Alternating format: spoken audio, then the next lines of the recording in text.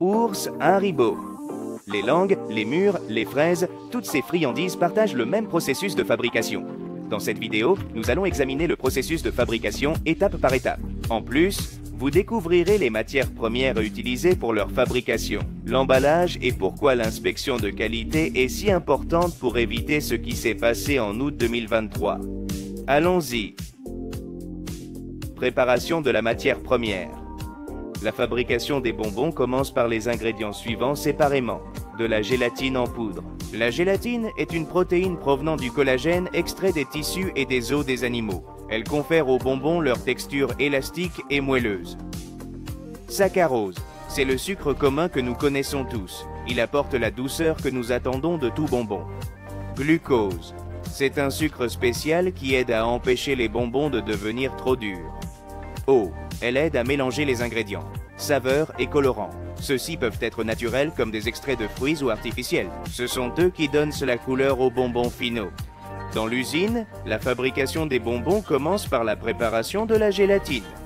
Tout d'abord, cette gélatine en poudre est dispersée dans de l'eau froide pour l'hydrater. La gélatine est laissée à tremper pendant environ 20 à 30 minutes, période durant laquelle elle absorbe l'eau. En outre, l'eau est déplacée vers un grand réservoir où elle se combine avec des sucres. On chauffe ce mélange jusqu'à ce que les sucres soient totalement dissous, formant ainsi un mélange sucré et humide. On ajoute la gélatine hydratée au mélange. À ce moment-là, on chauffe le mélange à une température précise pour dissoudre la gélatine sans la dégrader. Une fois que la gélatine et les sucres sont complètement dissous et que le mélange a atteint la bonne température, on passe à l'étape des saveurs et des couleurs. On ajoute les saveurs au mélange. Dans le même processus, différents colorants sont incorporés au mélange. Ensuite, le mélange entre dans la phase d'homogénéisation. À cette étape, le mélange est maintenu en agitation constante. Ce mouvement est continu pour éviter la formation de grumeaux et pour s'assurer que tous les ingrédients se combinent de manière homogène. De plus, l'agitation aide à prévenir la formation de bulles d'air. Numéro 2. Cuisson. Maintenant, le mélange résultant est transféré dans des cuves de cuisson spéciales. Ces réservoirs sont conçus pour supporter des températures élevées et pour assurer une distribution uniforme de la chaleur. On passe maintenant au contrôle de la température. On règle la température de la cuve de cuisson entre 120 degrés et 150 degrés, selon la recette précise et le type de gélatine que l'on fabrique. Le chauffage du mélange se fait progressivement. Cette montée contrôlée de la température est essentielle pour préserver la forme de la gélatine et éviter la dégradation des saveurs, qui pourraient se perdre si la chaleur est trop intense ou rapide. Lorsque le mélange atteint la température désirée, il est conservé dans cette plage spécifique pour assurer une cuisson correcte. Pendant le processus de cuisson, une partie de l'eau contenue dans le mélange s'évapore. Il est très important de gérer l'évaporation de l'eau, car à mesure que l'eau s'évapore, la viscosité du mélange augmente. Ce changement de viscosité est important pour le moulage des bonbons, car un mélange trop liquide ne pourrait pas garder la forme souhaitée. Une consistance trop épaisse serait difficile à gérer et à distribuer dans les moules. Après avoir vérifié que le mélange a la bonne consistance, on débute le refroidissement initial. Le refroidissement contrôlé ajuste la consistance du mélange, le rendant plus épais et plus facile à mouler. Cela facilite le dépôt du mélange dans les moules sans débordement ni formation de bonbons aux formes étranges. Numéro 3. Moulage. D'abord, les plateaux destinés au moulage sont préparés. Ces plateaux sont remplis de fécule de maïs fine. La fécule ne remplit pas seulement les plateaux, mais elle agit également comme un agent de démoulage naturel pour éviter que le mélange de bonbons n'adhère. Cela permet de retirer facilement les bonbons une fois qu'ils sont formés. Ensuite, des moules avec les formes souhaitées, comme des oursons, des vers ou d'autres figures, sont utilisés pour presser dans la fécule et créer des cavités moulées précises. Les doseurs précis sont calibrés pour s'assurer qu'ils distribuent exactement la quantité nécessaire de mélange liquide dans chacune des cavités du moule. Le mélange est ensuite déposé dans les cavités formées dans le amidonné. Quand les moules sont pleins, on les laisse à température ambiante pour refroidir. Durant ce temps de refroidissement, la gélatine dans le mélange commence à se solidifier. Les bonbons se forment déjà comme nous les connaissons. Le temps nécessaire pour que la solidification soit complète prend plusieurs heures. Numéro 4. Démoulage et séchage. Pour commencer l'extraction, les plateaux remplis de bonbons et d'amidon subissent un processus de frappe ou de vibration mécanique. Ce mouvement est réalisé pour faciliter le détachement des bonbons des cavités d'amidon sans les altérer, gardant leur forme intacte. Une fois les bonbons démoulés, il reste une étape cruciale. Étape 5, élimination de l'amidon résiduel.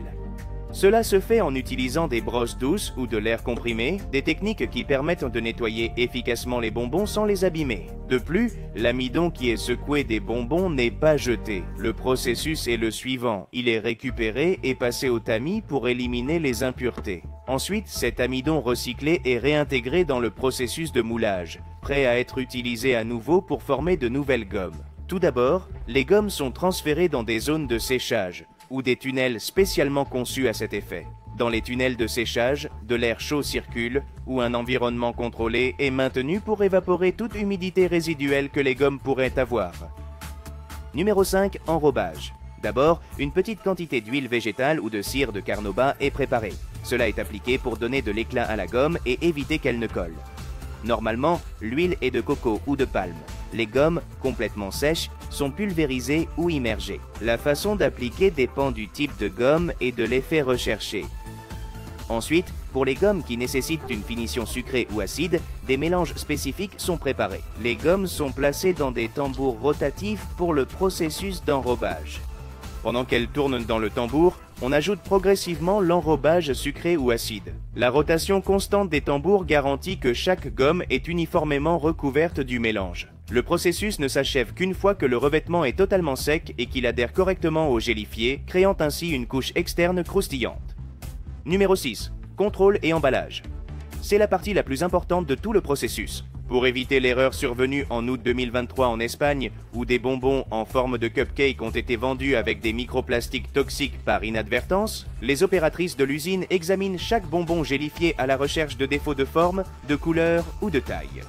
Toute pièce ne respectant pas les normes esthétiques strictes est rejetée. En outre, des tests de dureté et d'élasticité sont réalisés, utilisant des appareils spécifiques qui exercent une pression sur les gélifiés pour évaluer leur résistance et leur flexibilité.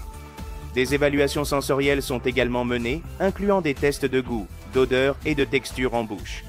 Elles sont effectuées par des panels de dégustation, formés ou par des méthodes instrumentales. Une fois prêtes, les gélifiés sont envoyés à l'emballage automatisé. D'abord, ils sont pesés automatiquement pour s'assurer que chaque paquet contient la quantité exacte du produit. Les machines d'emballage, dotées de balances de haute précision, régulent la quantité de gélifié dans chaque emballage. Après cela, les bonbons gélifiés sont mis dans des emballages, qu'il s'agisse de sacs, de boîtes ou de contenants en plastique. Ces machines ouvrent, remplissent et scellent les contenants de manière efficace et performante. Le scellage final de l'emballage, qu'il soit thermique ou à l'aide d'adhésifs, dépend du type d'emballage et est essentiel pour préserver la fraîcheur des bonbons gélifiés et éviter toute contamination. Si cette vidéo vous a plu, pensez à mettre un pouce en l'air, à vous abonner et à activer la cloche. N'oubliez pas de partager avec vos amis. Maintenant, dites-moi, quel processus vous intéresse? Nous examinerons toutes vos suggestions pour expliquer le processus de fabrication dans les commentaires. Qu'avez-vous trouvé le plus fascinant dans le processus de fabrication des bonbons gélifiés? Cela vous a-t-il plu? Étiez-vous au courant de ce processus? Vous en mangez? C'est tout pour aujourd'hui.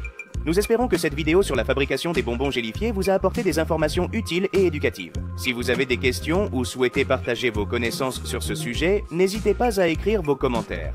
Nous vous attendrons et vous remercions d'avoir regardé cette vidéo. Nous nous reverrons bientôt.